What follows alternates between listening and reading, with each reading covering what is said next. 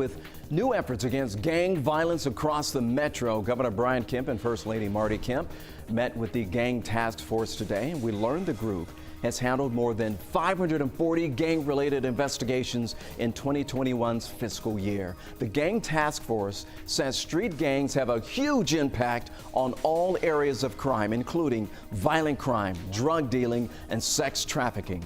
Governor Kemp says that he is committed to making millions of dollars in funding available to keep those neighborhoods safe. New tonight, the defense is asking for no media during the jury selection against the three men accused of killing Ahmaud Arbery.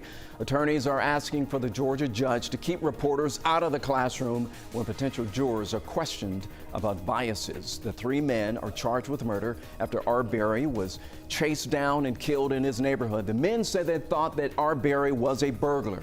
Georgia law makes court proceedings open to the public, but judges can make some rare exceptions. Well, the 2020 general elections is long over, of course, but the hotly contested results are still making waves in the political realm. The Georgia Secretary of State, Brad Raffensperger, is calling for the firing of Fulton County's elections director, Rick Barron.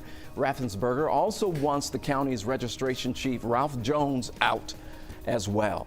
This was all brought up once again after Tucker Carlson focused on alleged election fraud in Fulton County in a report on his Fox News show. Fulton County's election board voted in February to fire Barron, but the Board of Commissioners did not endorse this, leaving Barron in his position. It is